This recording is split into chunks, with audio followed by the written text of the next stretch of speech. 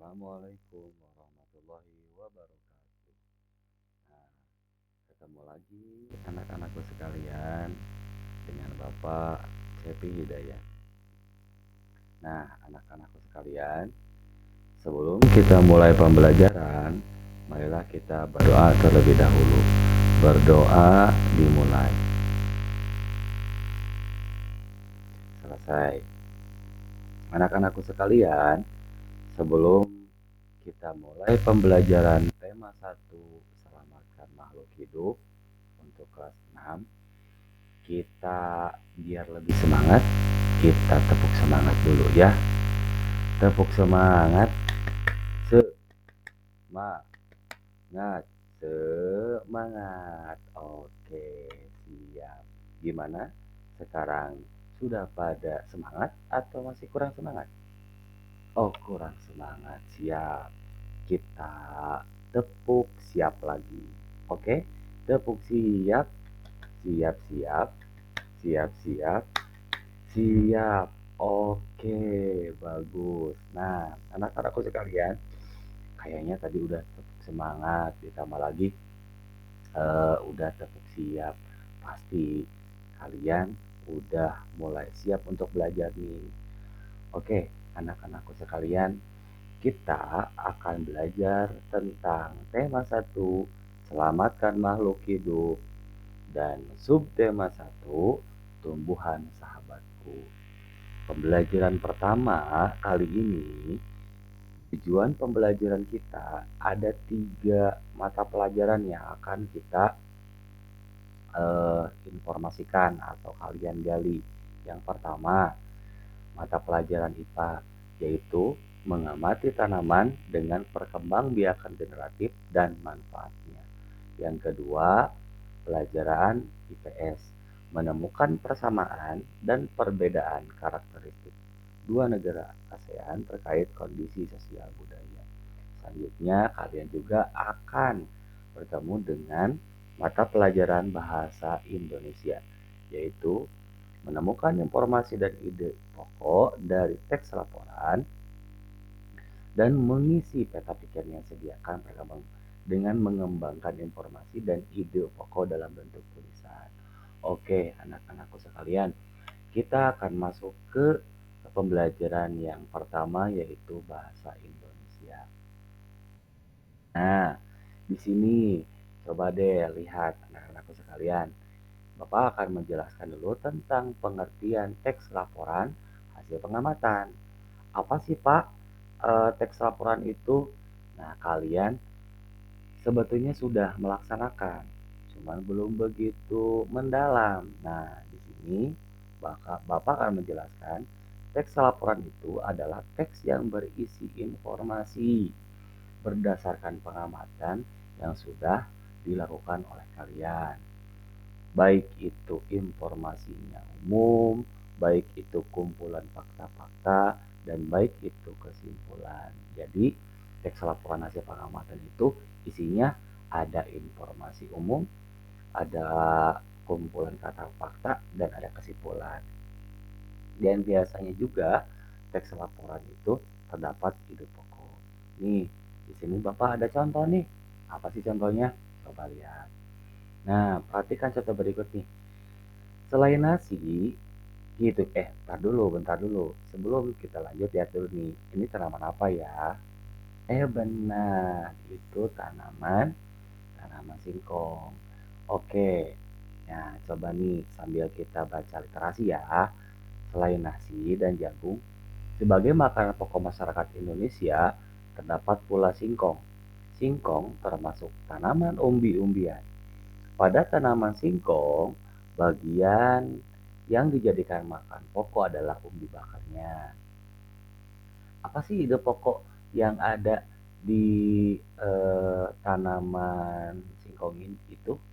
Nah, ide pokoknya adalah singkong sebagai salah satu makanan pokok masyarakat Indonesia. Nah, jangankan apa umbinya, daunnya juga, pucuknya juga suka kita makan ya. Nah, lanjut. Anak-anakku sekalian, di dalam bunga, kita akan belajar ke materi IPA sekarang. Karena tema tadi sudah bahasa Indonesia, sekarang IPA. Perkembangbiakan tumbuhan secara generatif. Perkembangbiakan secara generatif itu seperti apa sih, Pak?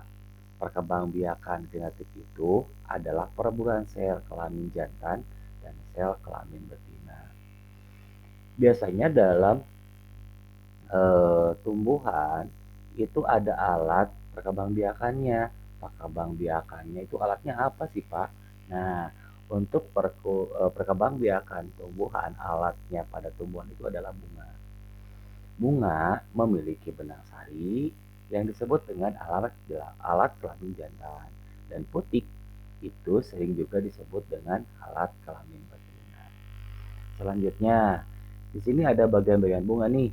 Ada mahkota, ada benang sari, ada kelopak, ada dasar bunga, ada tangkai bunga, bangkal biji, tangkai putih, kepala putih, tangkai sari, dan kepala sari. Nah, ini bagian-bagian bunga. Kalian pasti sudah hafal dan sudah tahu kan bagian-bagian bunga ini. Oke, lanjut ya. Nah, di sini juga kita akan membahas tentang perkembangbiakan generatif seperti apa. Nah, perkembangbiakan generatif terjadi peristiwa penyerbukan. Apa sih penyerbukan, Pak? Penyerbukan itu serbuk sari yang jatuh di kepala putih. Nah, nantinya dalam penyerbukan itu akan terjadi peristiwa pembuahan. Loh, kok pembuahan, Pak? Apa sih, Pak, pembuahan itu? Pembuahan itu serbuk sari dari sel kelamin jantan melebur dengan sel telur atau dengan yang tadi disebutkan warna putih. Oke, selanjutnya itu ada pembuahan menghasilkan zigot, terus zigot tumbuhan menjadi embrio atau tunas tumbuhan di dalam biji. Selanjutnya, tumbuhan baru akan tumbuh menjadi tumbuhan dewasa, dan tumbuhan dewasa itu akan berbunga dan menghasilkan biji kembali. Oke, selanjutnya di sini ada macam-macam penyerbukan nih. Nah, ada penyerbukan sendiri, ada penyerbukan tetangga, ada penyerbukan silang, dan ada juga penyerbukan basta. Penyerbukan sendiri, serbuk sari jatuh di kepala putih pada bunga yang sama. Kalau penyerbukan tunggal, itu serbuk sari jatuh pada kepala putih pada bunga yang sama. Yang selanjutnya penyerbukan silang, serbuk sarinya jatuh di kepala putih pada bagian yang lain. Kalau penyerbukan batat, serbuk sarinya jatuh di kepala putih pada bunga yang berasap.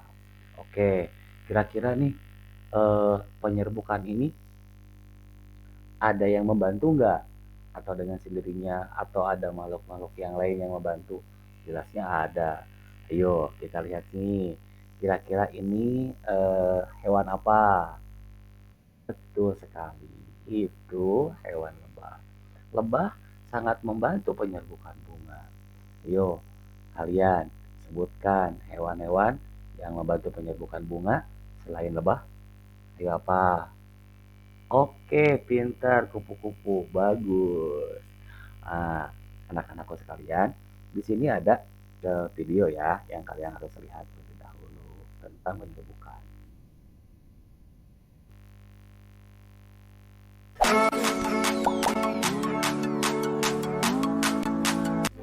Perkembangbiakan generatif.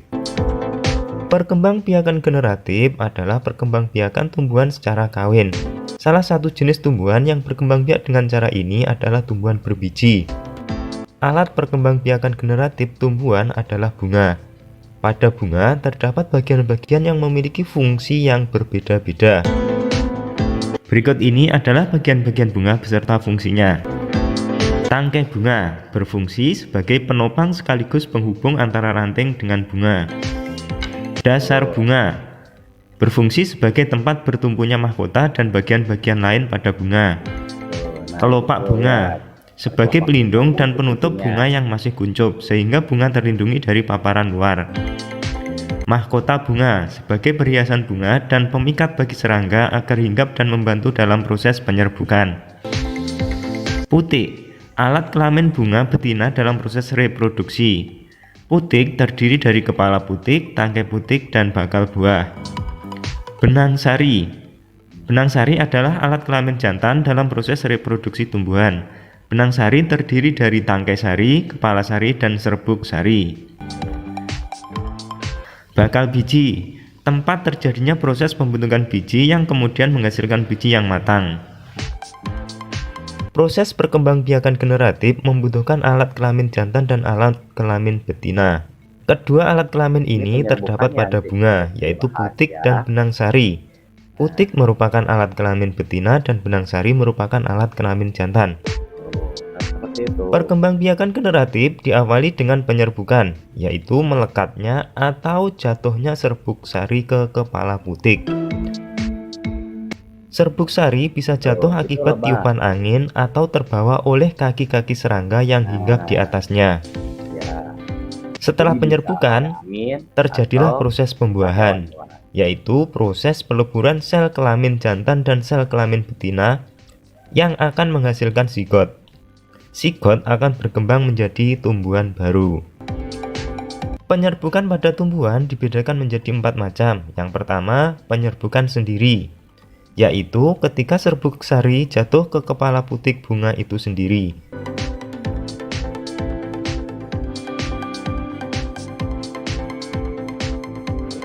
Yang kedua, penyerbukan tetangga, yaitu ketika serbuk sari jatuh ke kepala putik bunga lain tetapi masih dalam satu pohon yang sama. Yang ketiga, penyerbukan silang, yaitu ketika serbuk sari jatuh ke kepala putik yang lain yang berbeda pohon tetapi masih satu jenis. Kalau ininya beda pohonnya. Yang keempat, penyerbukan bastar, yaitu ketika serbuk sari jatuh ke kepala putik bunga lain pada pohon yang lain yang masih satu jenis tetapi berbeda varietasnya.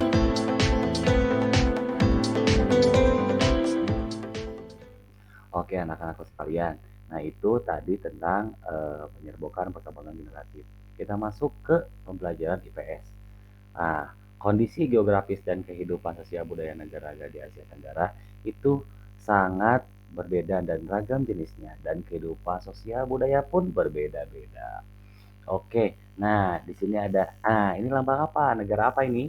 Oke, negara Indonesia sama negara Malaysia. Ayo anak-anakku sekalian, sebutkan ya, nanti Bapak akan tes, sebutkan persamaan dan perbedaan sosial budaya dari kedua negara tersebut. Oke, nah ini untuk tugas akhir kalian. Kalian kenali negara ini, apa perbedaannya, apa persamaannya, dan budaya apa yang ada dalam kedua negara tersebut. Sekian dari Bapak. Jangan lupa itu jika ada sampah-sampah yang ada di kolong meja atau dimanapun, kalian masukkan ke tempat sampah. Sekian dari Bapak. Wabillahi taufiq wal hidayah. Wassalamualaikum warahmatullahi wabarakatuh.